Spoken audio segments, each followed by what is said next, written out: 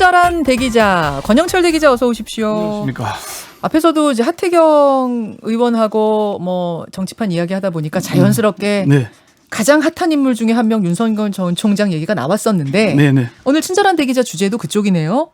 그렇습니다. 조금 지난 얘기긴 하지만은 지금 10원 한 장 뭐 이런 논란이 계속 이어지고 있지 않습니까? 10원짜리 한 장 뭐 손해 준 거 없다 이런 거였던가요? 네, 뭐 피해 준 적 없다.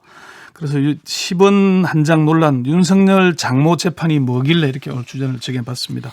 사실은 이거는 이제 저희가 요것 좀 한번 취재해 주세요. 저희 이제 제작진이 요청을 한 거였는데 왜냐하면 요즘 이제 그 얘기 뭐 10원짜리 한 장 얘기 나오면서 뭐 와전된 거라지만 어쨌든 그거 나오고 또 저쪽 송영길 대표가 뭐 엑스파일이 있느니 없느니 뭐 이런 얘기 나오고 하면서 도대체 윤석열 총장 장모 사건이 뭡니까? 이런 질문이 굉장히 많이 들어왔어요. 대충은 알겠는데 자세하게 알고 싶다. 그래서 저희가 의뢰를 드린 거 아니겠습니까? 네. 근데 그 얘기하기 전에 공수처가 어제 수사에 착수했다는 윤 총장 본인 관련된 혐의는 뭔지 좀 정리하고 가죠. 예, 아직 공수처가 사실 그 정원도 검사 정원도 다 못 채우고 있는 상황 아닙니까? 정원. 예. 예, 그렇지만은 일단 그 윤석열 전 총장 사건을 정식으로 입건해서 사건 번호까지 부여했습니다. 두 건인데 각각 0제7호와 0제8호의 사건 번호가 부여가 됐고요. 예. 한 건은 윤 전 총장이 서울중앙지검장 시절 한국방송통신전파진흥원이 옵티머스 펀드에 1,000억 원을 투자했다가 철회한 뒤 검찰에 수사 의뢰했던 사건. 예. 이게 무혐의 처분됐죠. 그렇죠. 당시 윤 검사장의 부당한 지시로 부실 수사가 이루어진 게 아니냐는 그런 고발이 있었습니다. 그때 서울중앙지검장이 윤 총장 아니냐, 윤지검장. 예. 윤지검장이 그 부실 수사적인 책임 있는 거 아니냐 그 말이에요. 네, 그 하나 하고요. 다른 한 건은 한명숙 전 국무총리 모해 위정 교사 의혹을 받는 검사들에 대한 수사와 기소를 방해했다며 윤 전 총장과 조남관 전 대검 차장을 같은 혐의로 고발한 사건이 있습니다. 이 두 건인 겁니다. 예, 사건 번호 부여되면 수사 착수했다는 소리라고 보면 돼요. 이게 공수처와 검찰이 조금 다른 시스템입니다. 예. 검찰에는 고소 고발이 있으면은 수사가 개시되고 피고소인, 피고발인 등은 피의자로 조사받게 됩니다. 네. 접수와 동시에 형제, 맵토 이렇게 사건 번호가 부여가 됩니다. 그 공수처는 고소 고발이 있거나 검찰이나 경찰 등에서 이첩 사건이 오면은 사건 번호를 바로 부여하는 게 아니고요. 네. 공수처 검사 중 한 명을 사건 분석 조사 담당관으로 임명을 해서 접수된 고소 고발과 이첩 사건을 초기에 분석하고 검증 평가해서 수사 개시 여부를 판단하는 역할을 합니다. 그러니까 단순히 고발됐으니까 입건해서 사건 번호를 부여한 것이 아니라 공수처가 분석 평가해 보니 수사에서 혐의 여부를 가려볼 필요가 있다는 판단을 했다는 겁니다. 그러니까 엄청나게 많은 고발들이 공수처로 들어온다면서요. 네, 그중에 고른 거니까. 1,000여 건 가까이 된다고 하니까 다 접수를 해주는 건 아니군요. 공수처 내부의 의견 조율이 있었다는 얘기입니다. 그러네요. 네네. 그러면은 수사는 이거 어떻게 진행될 걸로 보십니까? 일단은 지금 공수처가 인력이 적은 데다가 25명이 정원인데 실제 검사는 처장, 차장을 빼면 13명 뿐이거든요. 그중 6명이 교육받고 있습니다. 7명인데 사건이 7호, 8호까지 가 있으니까 네네. 사건 손이 참 부족하겠지만은 일단 좀 지켜봐야 되겠죠. 공수처가 이거 대선판, 정치판에 뛰어든 거 아니야? 막 이런 해석하는 분들도 계시던데. 법조 일각에서 그런 비판이 있는 건 사실입니다. 공수처 출범 전부터 정치권을 중심으로 공수처 수사 대상 1호는 윤 전 총장이 될 거다는 얘기가 파다했잖아요. 그랬죠. 그러니까 언젠가는 수사 대상이 될 거라는 추측이 있었습니다. 그런데 조희연 서울교육감 1호 사건을 1, 2호 사건, 네. 윤중천 면담 보고서 관련 이규원 검사를 3호 사건으로 정하면서 공수처가 비판에 직면했어요. 추미애 전 법무장관이 공개적으로 비판하기도 했고요. 여권의 비판에. 예. 그래서 2월과 3월에 각각 고발된 윤 전 총장 사건을 정식 입건하면서 수사에 착수한 것 아니냐 이런 분석이 나오고요.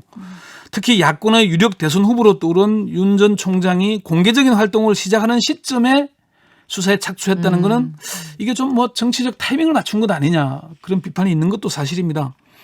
다만 이미 고발된 지 3개월, 4개월이 지난 사건이니까 수사 여부를 결정하는 건 당연한 조치 아니냐 그런 얘기도 있고요. 알겠습니다. 이거는 이제 지켜보기로 하고. 네.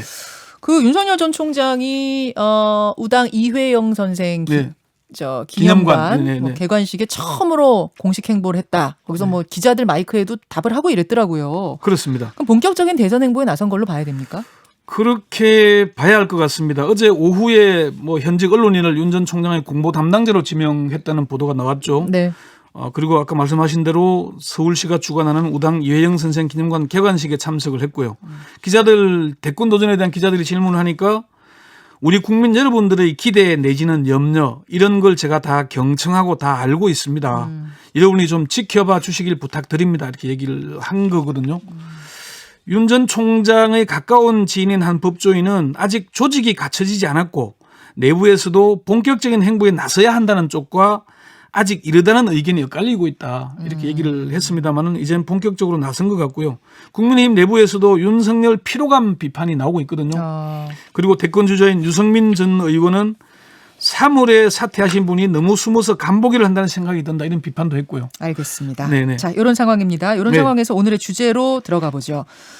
10원 한 장 논란에서 이제 시작된 건데, 네. 뭐 이거는 이제 와전된 걸로 정리가 된 것 같고, 오늘 궁금한 건 네.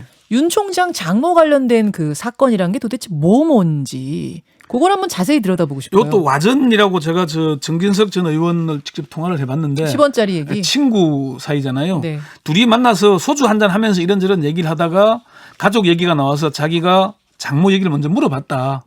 물어봤더니 뭐 사실 둘이 얘기하면서 내 장모가 나쁜 사람이다 얘기하겠냐.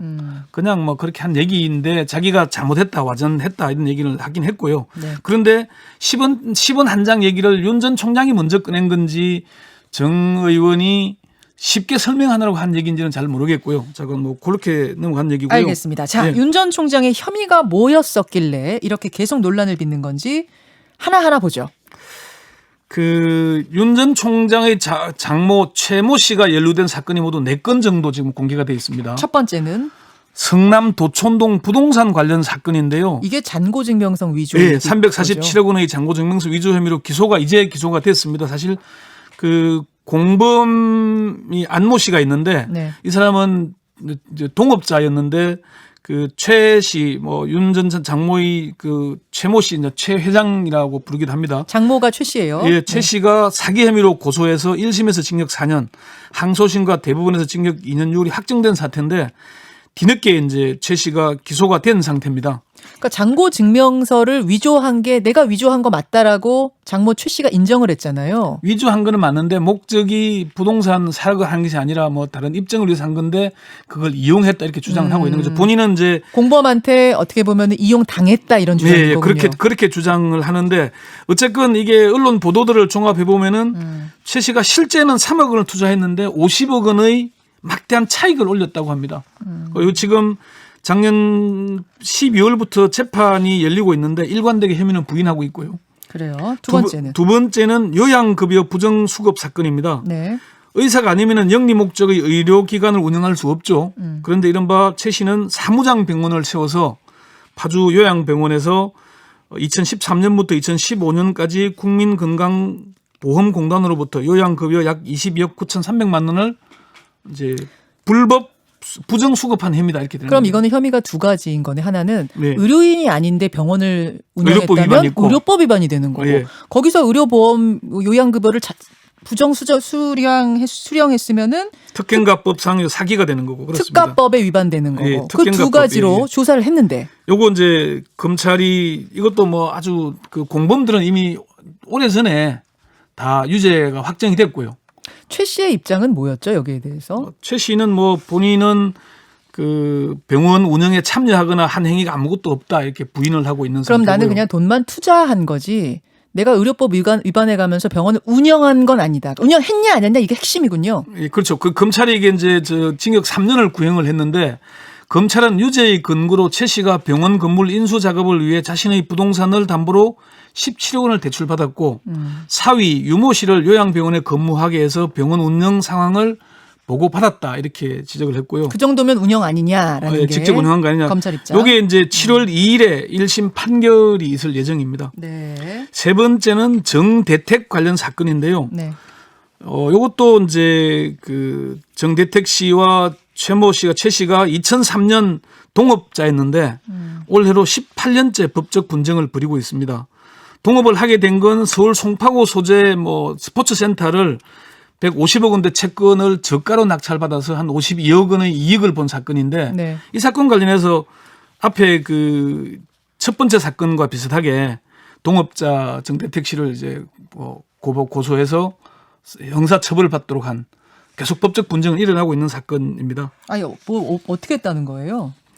이게 좀 복잡한데요. 여기에 백모 법무사도 나오고 소송 사기라고 얘기를 하는데 정 씨가 그러니까 이게 52억의 이득을 보면은 처음에는 26억씩 나눠 갖자 약정서를 쓰는데 그게 공갈 협박을 받아서 그랬다.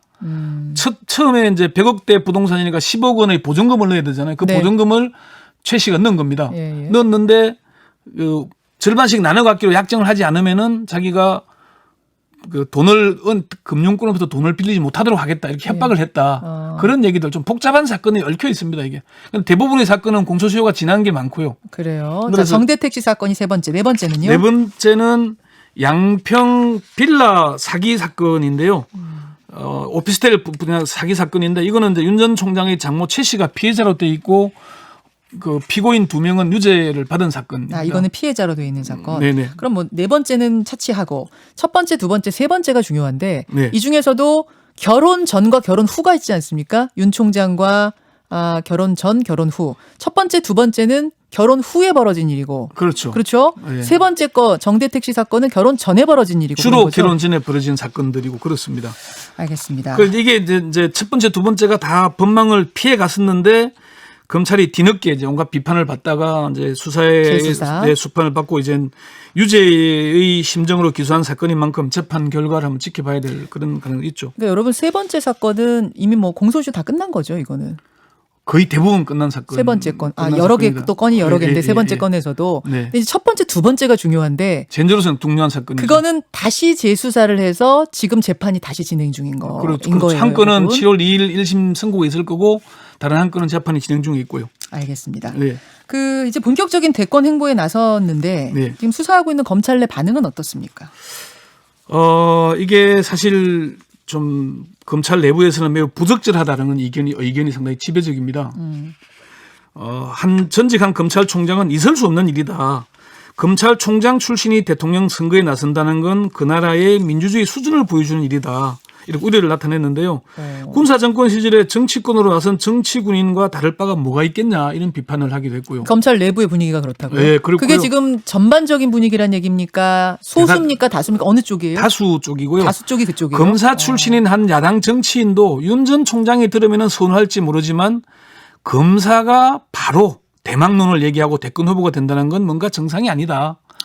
다만 상황을 자꾸만 이렇게 몰고 가니 그건 어쩔 수 없는 것 아니냐 이런 얘기를 하기도 했고요. 상황을 몰고 간다는 건 지금의 여건이? 네, 조금 전에 아까 하태경 의원이 얘기한 대로 자꾸 때린다? 여권이 계속 때리면서 키워주고 있는 인지도를 높이는 일이고 검찰 내부에서 우려하는 건 앞으로 검찰총장이 되면은 바로 유력 정치인으로 분류되지 않을까 하는 걱정입니다. 검찰이 의심받을까 봐 그게 검사들은 걱정된다. 검찰이 국민들에게 정치 집단으로 비춰지지 않을까 그런 우려를 하는 거고요.